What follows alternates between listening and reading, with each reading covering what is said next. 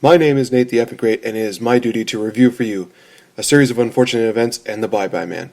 Warning, spoilers are to be expected, and this may not be suitable for children.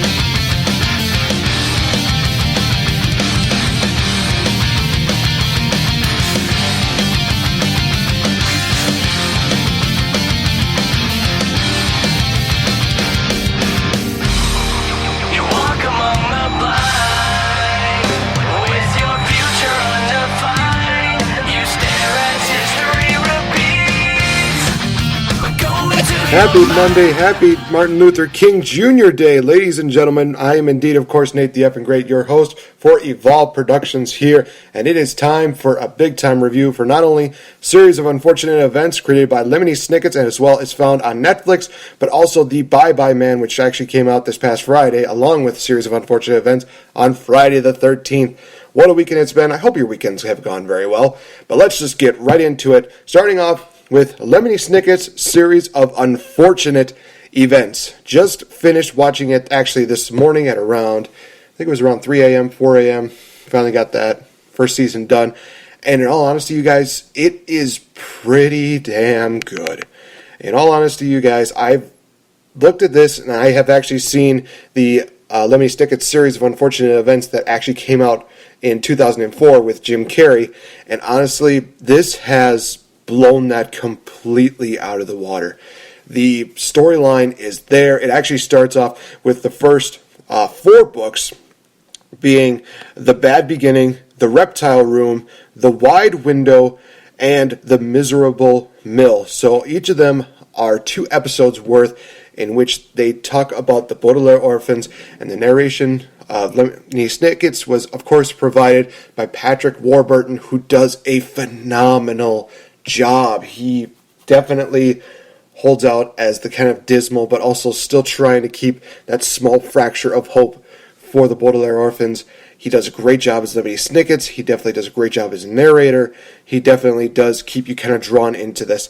What I love about this series is that the characters are definitely very well done. They're very well thought out of. You go from Uncle Monty to Aunt Josephine, Count Olaf, Violet, Klaus, Sonny, Mr. Poe, the Justice of the Peace, you name it. They have done such an amazing job with a lot of these people. And there are a lot of people that have actually been seen before on other forms of TV.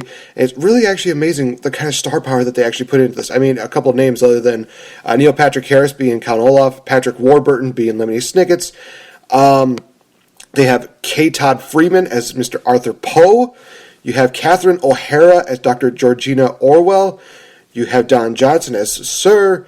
You have Alfre Woodard as Aunt Josephine.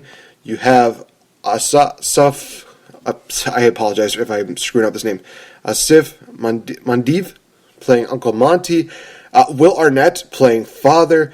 Kobe Smulders, a lot of you might remember her as Robin from How I Met Your Mother, is playing Mother. And just so many great people. One that really stuck out was during the Miserable Mill episodes. Rhys Darby from Yes Man was actually a part of that as Charles, who was one of the co-partners of the mill, Lucky Smells. Now, I love everything about it. The stories were definitely easygoing. It was always very dismal, very, very dark.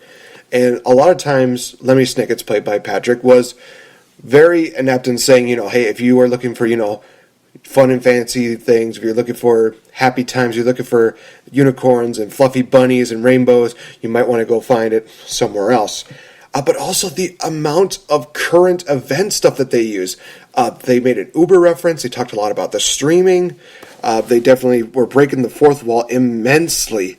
They did a tremendous job in this series. In all honesty, you guys, definitely very thought out. A couple of people have actually said that it was just not as good. Actually, I got a couple of the reviews right here. Some have been really positive about it. Some have been actually pretty negative about it, but it has gotten a critical reception. Rotten Tomatoes actually gave it a 92%, which is really good. I mean, an 8.2 out of 10. The series is doing very well in there, and I really do love listening to Rotten Tomatoes when they talk about movies as well as a TV series, because I love to get their kind of input. And what they actually said was, it's an enjoyable, dark, and series of unfortunate events matches the source material's narrative as well as its tone, leaving viewers with a wonderful, weird, dry, gothic comedy. And it just really is one of those things that's very good.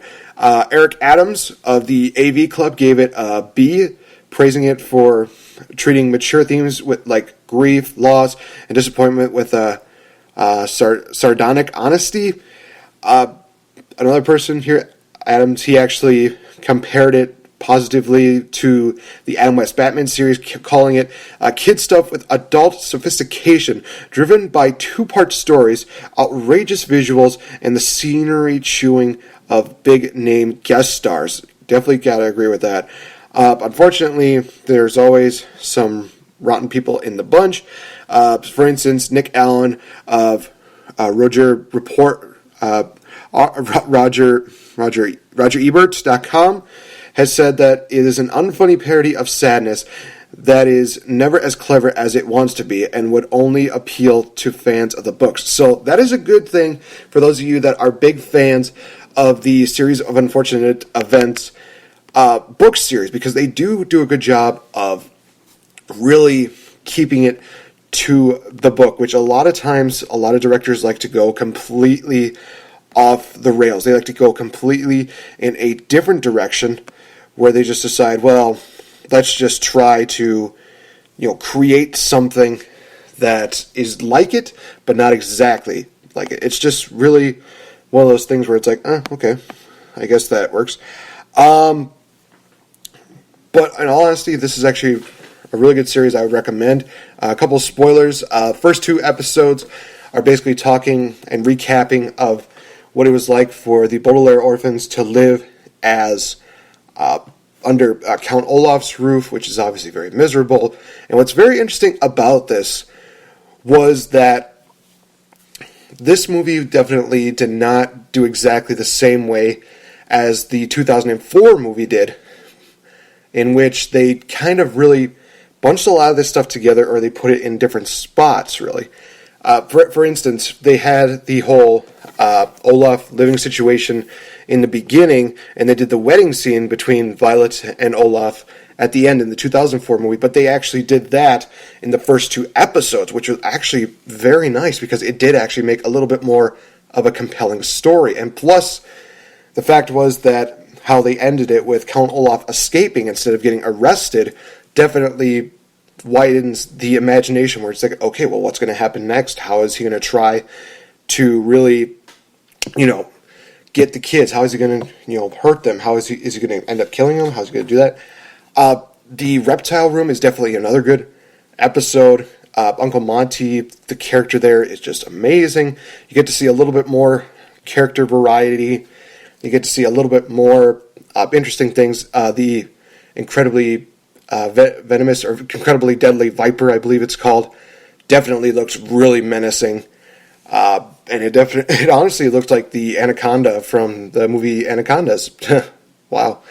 In all honesty, you guys, this was actually really good. The wide window, great job. It definitely is one of those weird things where it goes from Uncle Morty, who's like bright and chipper and positive, to Aunt Josephine, who's very, very, very skittish, very careful about everything. And I do love seeing Meryl Streep as Aunt Josephine, but I think that Woodard does a better job as Aunt Josephine. In all honesty, she definitely shows a lot more skittishness. She shows a lot more just really, really showing like that kind of innocence of Aunt Josephine. So it was really cool seeing that. The Mill was actually pretty well done. Definitely was not expecting Catherine O'Hara to be a part of that. I'm thinking, why does this woman look very familiar? It's like, oh, that's the mom from Home Alone and Home Alone 2. Well, that's very interesting to see how well she's doing with her career. And in all honesty, it worked very well. The sidekicks, I'm trying to remember who they were. There was now I'm going to probably have to go back and see the name so I can be exact about this. What is there? The bald man, the powdered-faced women, the henchperson of intermediate gender, the hook-hand man. The guys there were actually very, very good. They had some very funny moments. They had some very good chemistry. It just worked out very well, and I was kind of very hesitant about it. I'm thinking, well, it's going to be interesting to see how well these do, because as far as Lemony Snickets go, I knew that they definitely did not do well with that movie in 2004, but I think that Neil Patrick Harris does an amazing job as Count Olaf, and all the other characters that are brought into this definitely make this series worth watching. So go check it out, you guys. Very highly acclaimed, very critically acclaimed, so definitely go check it out, you guys. And for those of you that are big fans of the books, you'll definitely love the series on Netflix. So that is going to wrap it up for the review on Lemony Snicket's series of unfortunate events. I'm looking forward. Well, actually, there are a couple more rumors that are going on that they're going to only be doing about a couple more seasons, because they're going to try to continue going on with the chapters or with the books that they have. Apparently, I believe that they're going to do quite a bit more in season 2. I think that's going to be the more longer season of the 3, and then season 3 is going to kind of wrap it up with all the other books that they have there. So I'm very much looking forward to seeing how well they do with this. So it's going to be great. Looking forward to seeing how well it goes, and I'm hoping that you guys enjoy it. But we went from something very positive to something that was very disappointing, actually. And I am talking about the Bye-Bye Man. Now, I would like to actually state something first. For those of you that are in like a small theater and you think you're the only ones there, look around you, first of all. Make sure that there's nobody around, because there's some people that might actually want to enjoy the movie instead of hearing you talk, making jokes, ha, all throughout the entire damn movie. Okay? I had a hard time really focusing on the story and focusing on this movie, because there were so many people that just could not either A, take it seriously because it was not as good as what they were thinking, or B, they were just ruining everything. It's just one of those things where it's like, okay, obviously they had a hard time keeping the interest of the audience into this movie, because these kids were just talking, and I was at the point where I was just like, I'm going to come over there and I'm either going to smack one of you guys or I'm going to put duct tape over your mouth so you shut the hell up. It's just one of those things that just got really irritating. So just had to get that off my chest. But of course, review of Bye-Bye Man. Basically what it is basically a supernatural horror film that really goes off of this creature who, if you say the name, if you think the name, he will show basically a different, much more, I would say, lighter version of Freddy Krueger. Some guy who definitely really wanted you to fear him, but also somebody who really preyed on your fears. And that was one thing that I thought was really good about the story, was that while the characters were probably very poorly developed and the story behind it was not as good, some of the subplot points, like where the Bye-Bye Man came from, like the origins, those were actually pretty good. But I think the major character developments of Elliot, Sasha, John, Detective Shaw, Widow Redman, so many of these other people, they just did not really do too much as much. I mean, they honestly did get a good budget. They got a budget of $7.4 million, and over the day, they actually earned a total of $14.7 million around the globe. So that is actually really good to see, to see that worldwide deal. However, the reviews for Bye-Bye Man are not exactly friendly. The Rotten Tomatoes actually gave it a 28% based on 44 reviews and an average rating of 3.6 out of 10. The Metacritic scored a 35 out of 100 based on 20 critics, indicating generally unfavorable reviews.